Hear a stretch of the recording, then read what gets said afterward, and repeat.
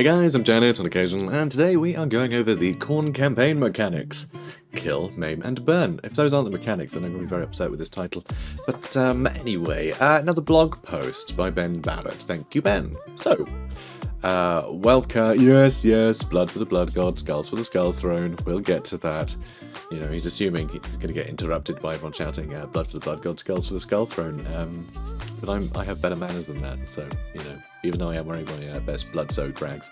So, we'll get to that. It's time for some more campaign mechanics, this time focused on the Hunter of Souls, the Blood God, Lord of Murder, and the Chaos God of War, Honour, Courage, Rage, Strength, and Hate. I find it odd that it's the God of Honour and Courage amongst these, and to a degree Strength as well.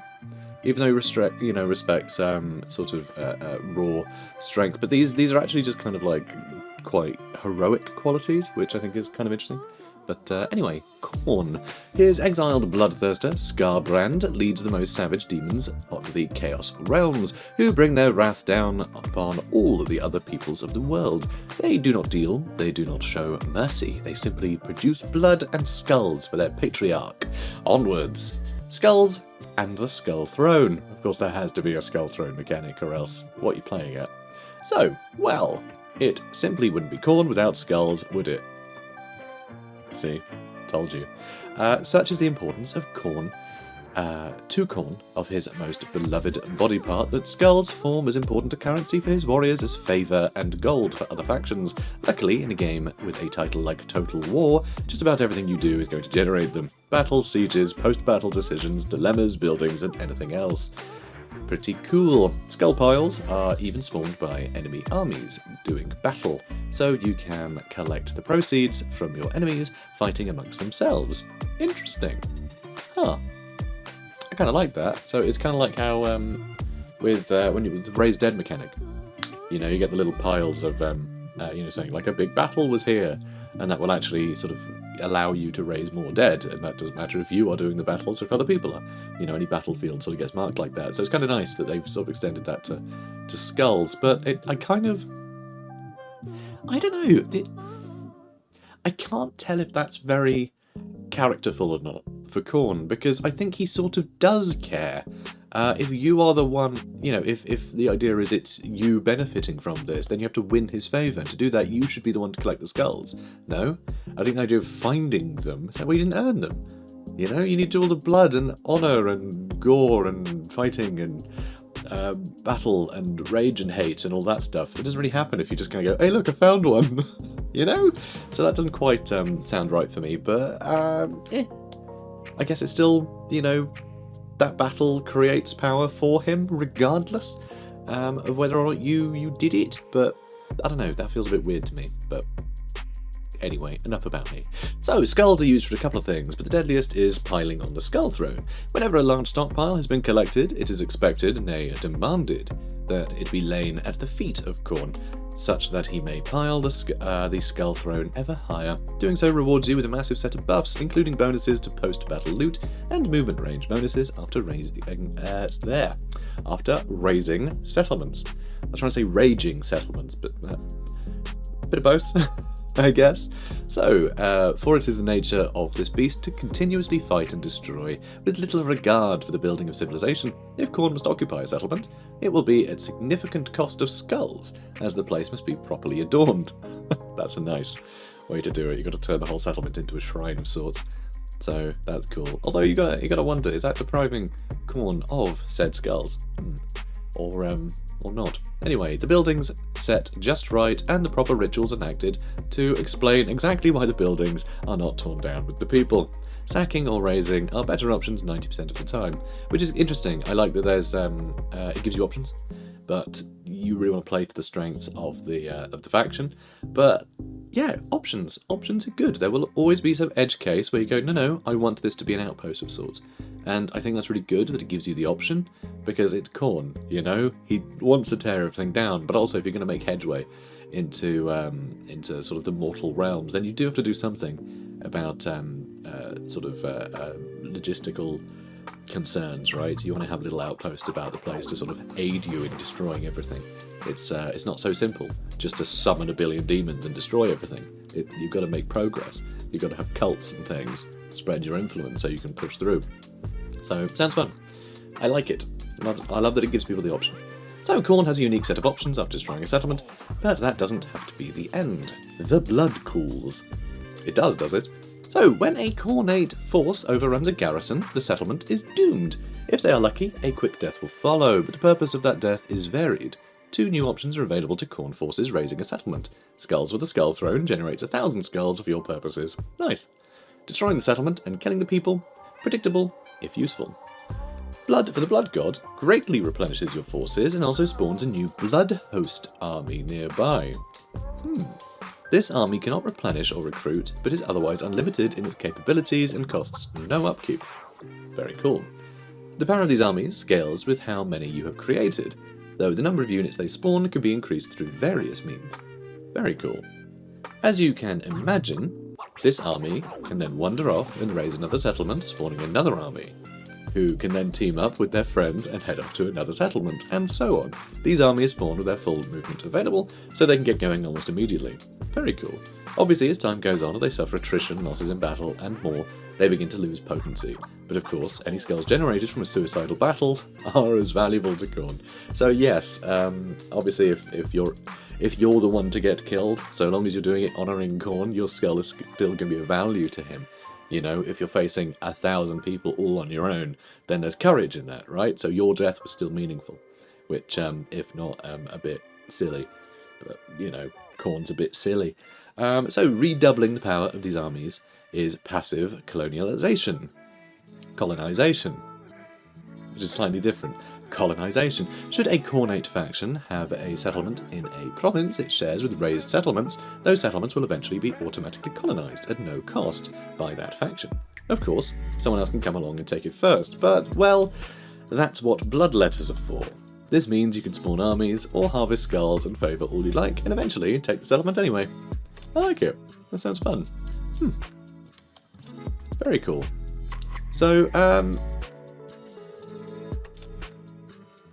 So yeah, you will just sort of spread, which I find interesting. I guess it's just the hatred fills the region, and so more people are sort of come to the call of Khorne and start creating their own little fight clubs in various towns and cities, which is kind of interesting.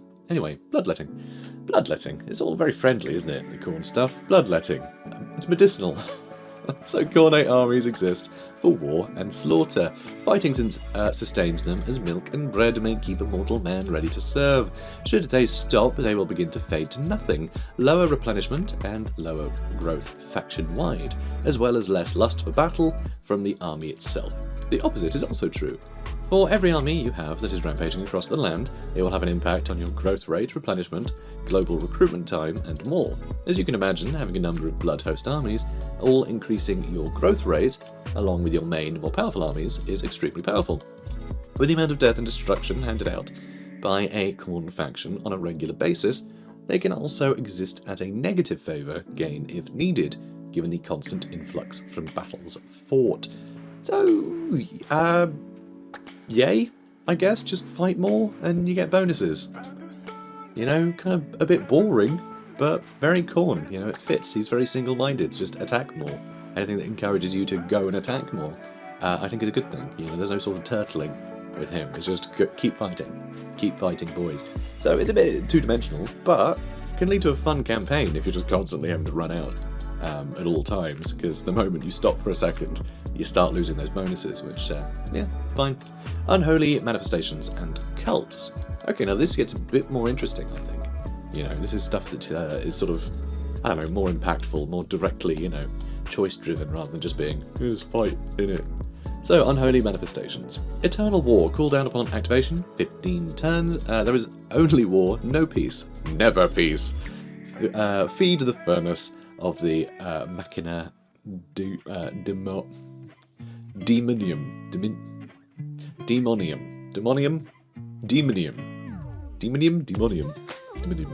Something. Summons a small hostile army that will attack the target army immediately. That sounds a bit strange, doesn't it? But it makes sense. So, as we mentioned in our previous Siege-based mechanics blog, there are a few shared areas for each god: unholy manifestations and cults.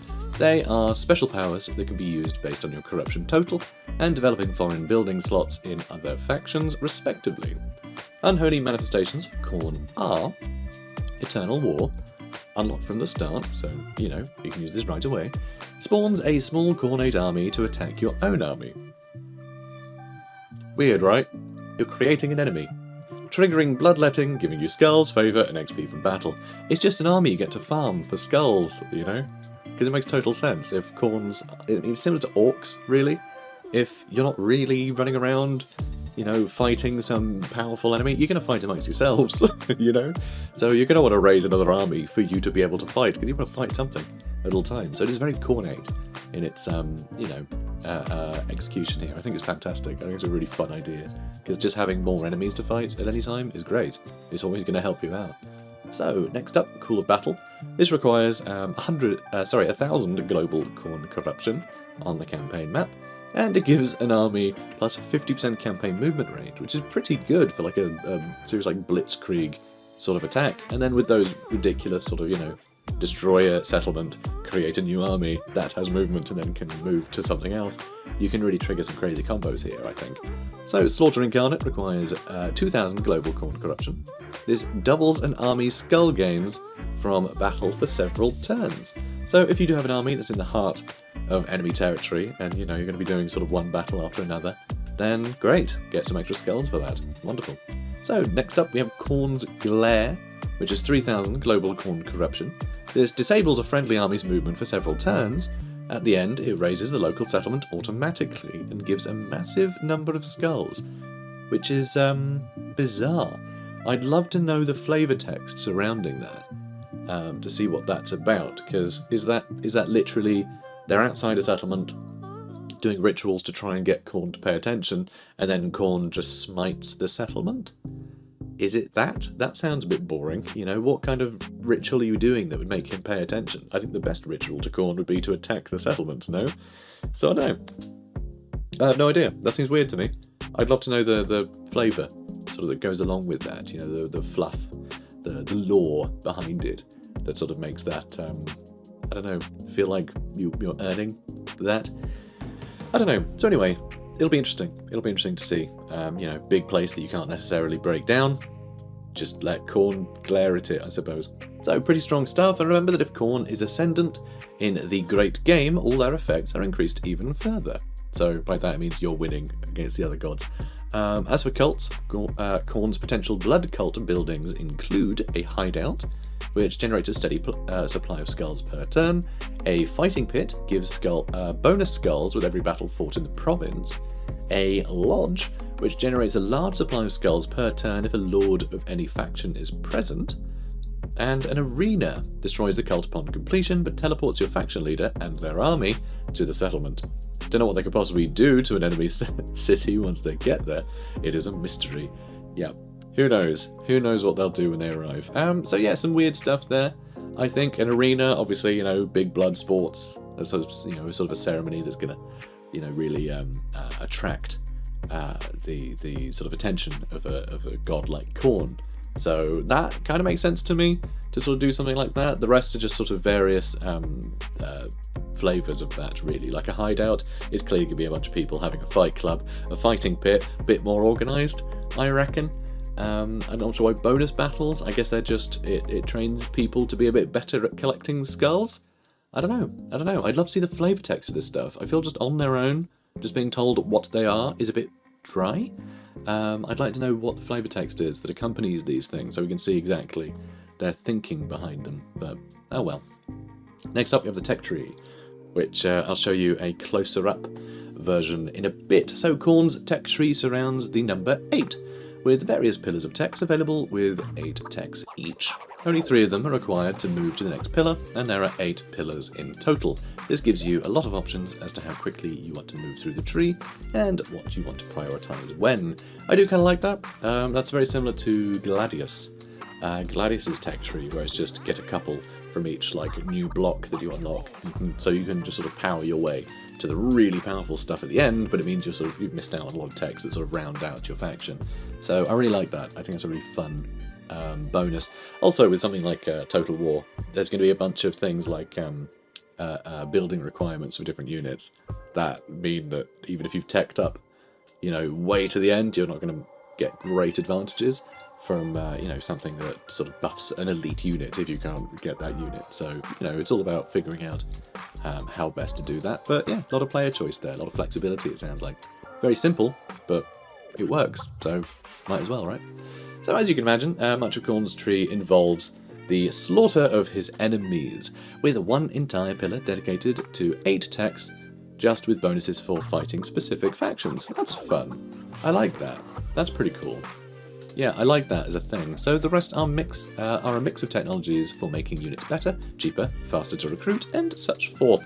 You can also buff blood hosts, and your chance to colonize ruins with Drawn to Destruction. Fair enough.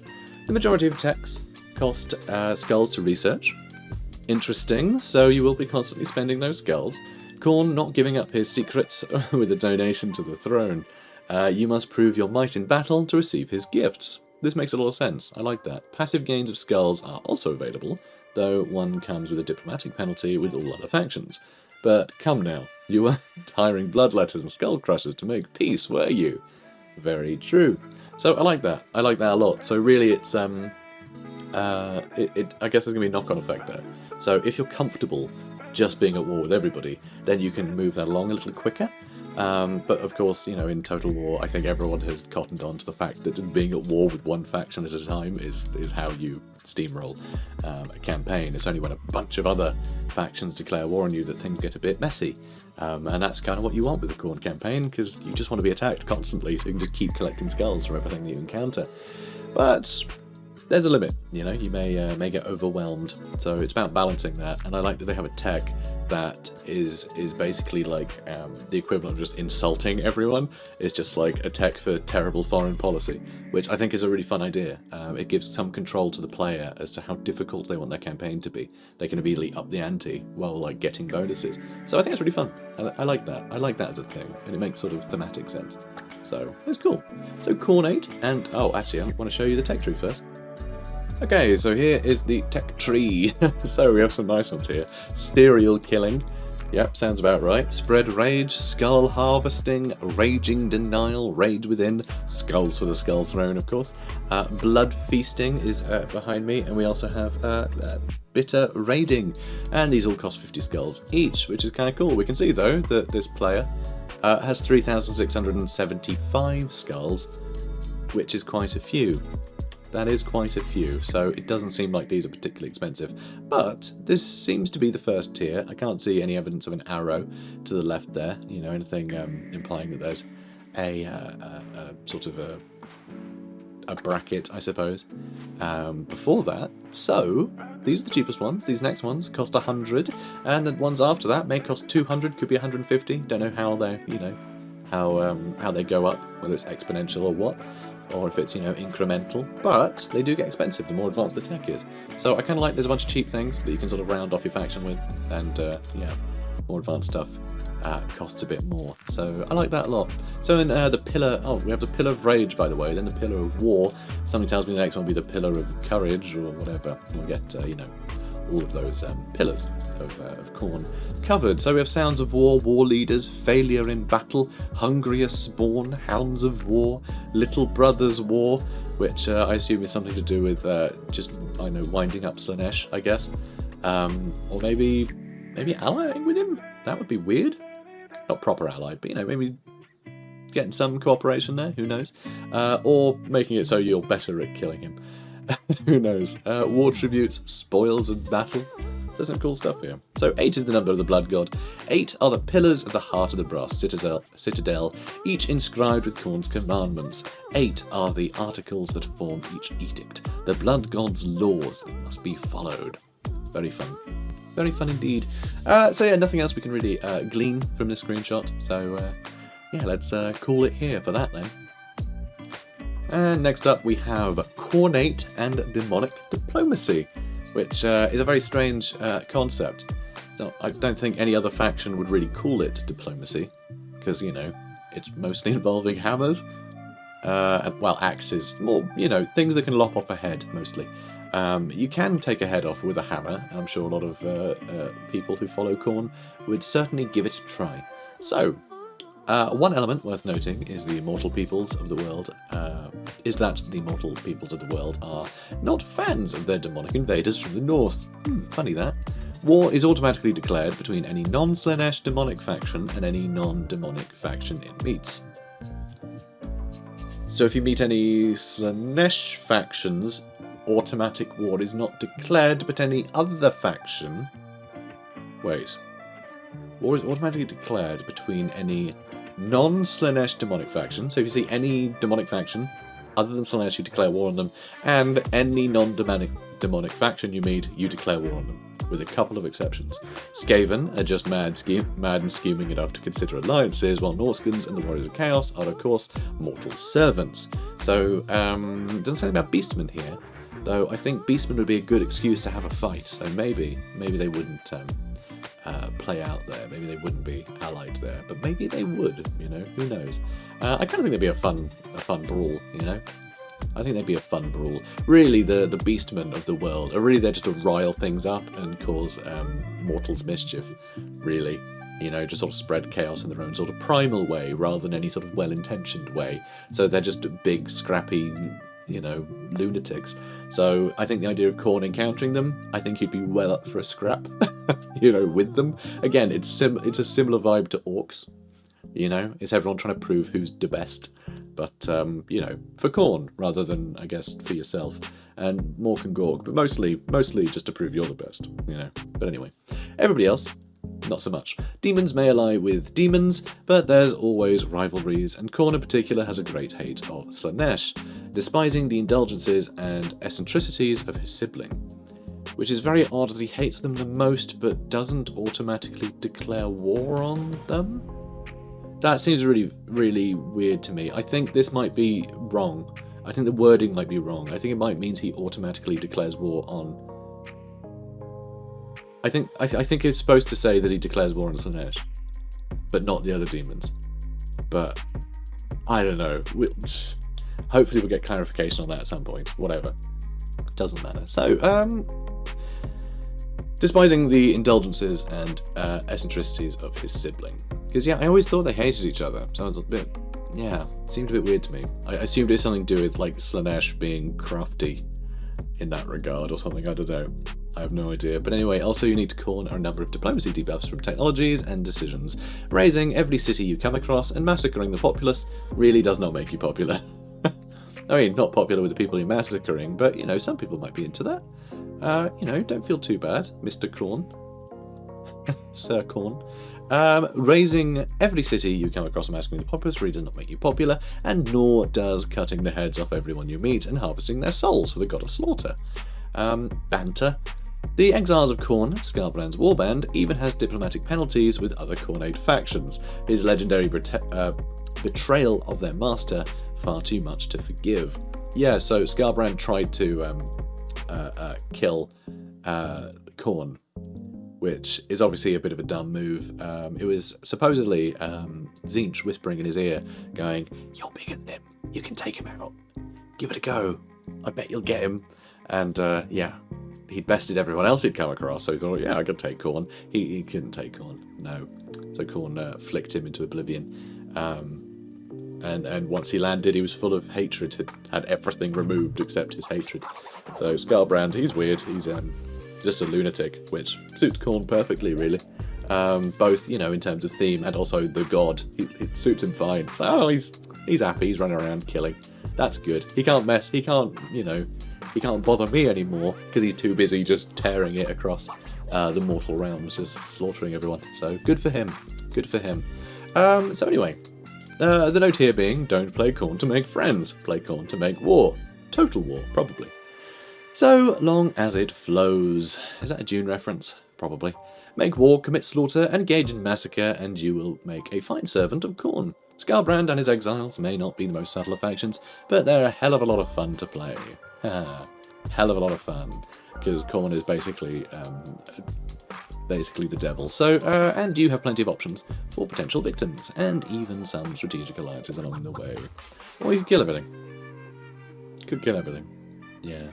So, quite a two-dimensional faction, but that's as it should be, and it looks like they've given plenty of incentives to declare war on people, chop heads off, and, well, they've not even incentivized a lot of it, they've just made it automatically happen, which, yeah, makes a lot of sense. So I think, I don't know, I'd argue that Khorne has the potential to be a good starting faction, if you just want to sort of do the whole battle thing, because it'll just keep giving you more battles, in an almost arcade game sort of way. You keep moving to new places to battle. I can't imagine how much sort of intricate management there'll be with a faction like that, but also without a lot of those sort of tools of, you know, campaign management and empire management. You really are very reliant on your armies, I imagine. I imagine if a lot of them get wiped out, then you're pretty much screwed. It can be difficult to raise more, or super easy to raise more, because you can get free ones constantly. So I don't know. I'd have to see how it plays, I suppose. It sounds interesting. It sounds very Khorne, and I think that's all we really wanted from Khorne, for it to be like Khorne, right? So I guess it'll do. So guys, if you enjoyed this, comment, like, and subscribe, and I'll see you in the next one. Take care, guys.